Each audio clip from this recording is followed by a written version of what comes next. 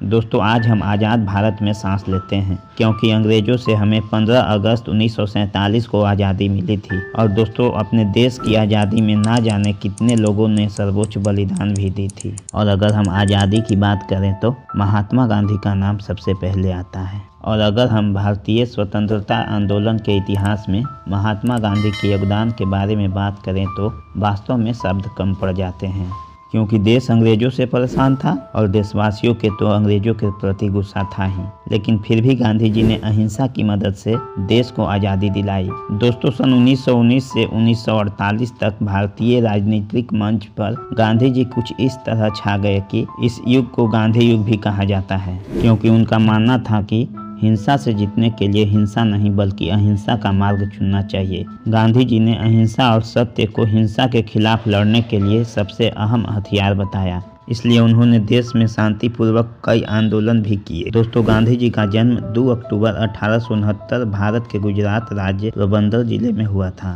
उनके पिता का नाम करमचंद गांधी एवं माता का नाम पुतलीबाई था। जब अपनी पढ़ाई के लिए विदेश गए थे तभी वे समझ गए थे कि अंग्रेजों की शासन की वजह से भारतीयों की जीवन बेहद कष्टदायक है। भारतीय लोगों के पास अंग्रेजों को हराने के लिए कोई विशेष शक्ति नहीं थी और इसलिए उन्हें अपमान भरा जीवन बिताना पड़ता था, और गांधी जी को यह मंजूर नहीं था। दोस्तों बहुत कम लोग जानते हैं कि सत्याग्रह की शुरुआत गांधी जी ने सबसे पहले भारत नहीं बल्कि दक्षिण अफ्रीका में की थी, और वहाँ से भारत लौटने से पहले भारतवासी गांधी जी को जान चुके थे। गांधी जी लंबे समय तक दक्षिण अफ्रीका में रहे और इसी बीच कभी कभी भारत आते रहते थे, इसलिए उन्हें गोपाल कृष्ण गोखले और लोकमान्य बाल गंगाधर तिलक जैसे महान नेताओं से घनिष्ठ परिचय था। ऐसा कहा जाता है कि जब आपको कठिनाइयों का सामना करना पड़ता है तो आपका जीवन अपने आप ही बदल जाता है। दरअसल बात 1893 की है, जब गांधी जी डरबन गए थे। वहाँ उन्होंने देखा कि भारतीय और ब्लैक अफ्रीकन के साथ जातीय भेदभाव होता है। वह अफ्रीका में काम करने के लिए गए थे, लेकिन यहाँ कई बातों ने उनका पूरा जीवन पूरी तरह से बदल दिया।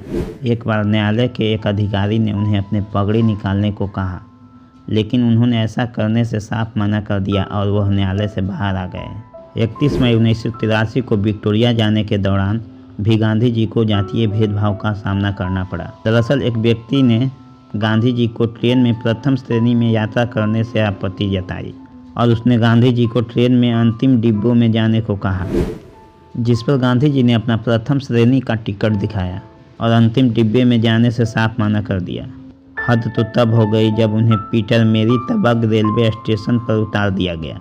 उस वक्त सर्दी का मौसम था। गांधी जी अगली ट्रेन की प्रतीक्षा में ठंड में ठिठुरते रहे और उन्होंने उसी समय निर्णय लिया था कि जातीय भेदभाव के विरुद्ध संघर्ष करेंगे, और गांधी जी ने अहिंसात्मक रूप से अपना विरोध जताया, जिसे सत्याग्रह के नाम से जाना गया। आज भी उसी शहर के चर्च स्ट्रीट में गांधी जी की मूर्ति है। तो दोस्तों ये तो हुआ गांधी जी के संघर्ष के दिनों की कहानी। तो अब आइए जानते हैं आज़ादी की लड़ाई में महात्मा गांधी जी के विशिष्ट योगदानों के बारे में, जिसे सत्याग्रह के नाम से जाना गया। पहला चंपारण सत्याग्रह 1917। बिहार के चंपारण जिले में तिनकथिया प्रथा के चलते किसानों को नील की खेती करनी पड़ रही थी और उनकी स्थिति दिन ब दिन दयनीय होती जा रही थी, और किसानों को अपनी उपजाऊ जमीन पर नील की खेती करनी पड़ती थी और नील को अंग्रेज बेहद सस्ते दामों में खरीदते थे। इतना ही नहीं, ऊपर से टैक्स भी देना पड़ता था। किसानों को नील की खेती के लिए भारी भरकम कर्जा भी लेना पड़ता था, और जिस खेत पर नील पाया जाता वह ज़मीन बंजर हो जाती थी और इसके बाद ज़मीन उपजाऊ नहीं रहती, और इस बात को अंग्रेज बखूबी जानते थे, इसलिए भारत में नील की खेती करवाते थे। अंग्रेज़ों के इन मनमानेपन से चंपारण के किसान बेहद परेशान थे।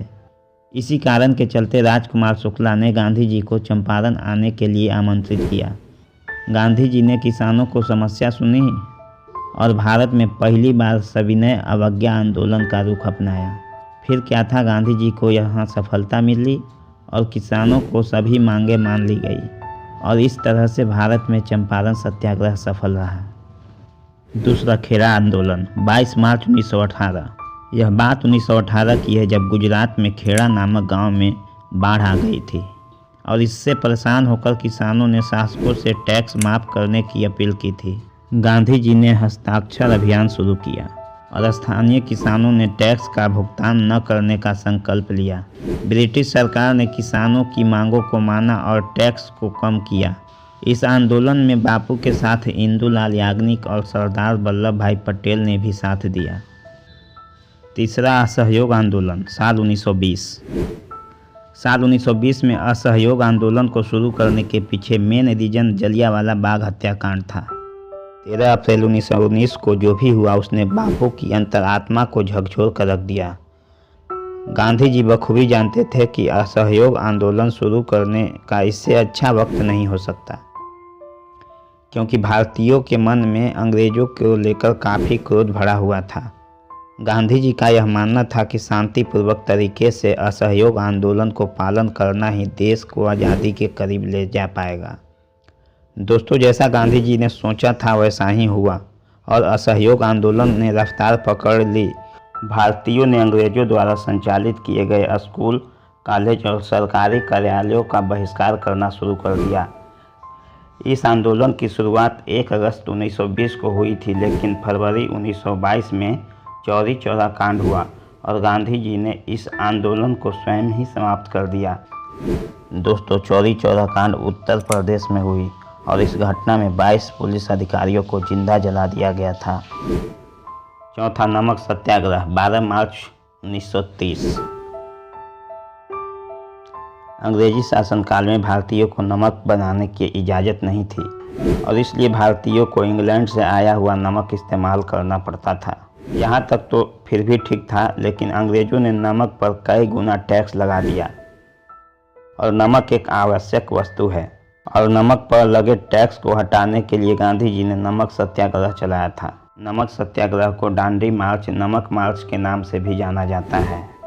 पाँचवा, भारत छोड़ो आंदोलन। दोस्तों, अगस्त 1942 में अंग्रेजों के खिलाफ महात्मा गांधी जी ने भारत छोड़ो आंदोलन की शुरुआत की और इस आंदोलन से अंग्रेज को भारत छोड़कर जाने के लिए मजबूर किया गया था। दोस्तों, गांधी जी के नेतृत्व में किए गए ये सारे प्रमुख आंदोलन हैं और इन आंदोलन से देश को स्वतंत्रता हासिल हुई। बापू न सिर्फ पिछली पीढ़ी के लिए बल्कि आने वाली पीढ़ियों के लिए भी अपना विचार की वजह से एक सच्ची प्रेरणा है। बापू ने यह सीख दी कि अहिंसा, सत्य और सहिष्णुता समाज कल्याण के लिए बड़ा हथियार है। दोस्तों, इस वीडियो में इतना ही।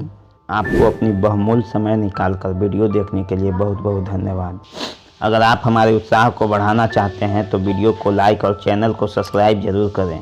फिर मिलेंगे किसी नई वीडियो के साथ। तब तक के लिए जय हिंद।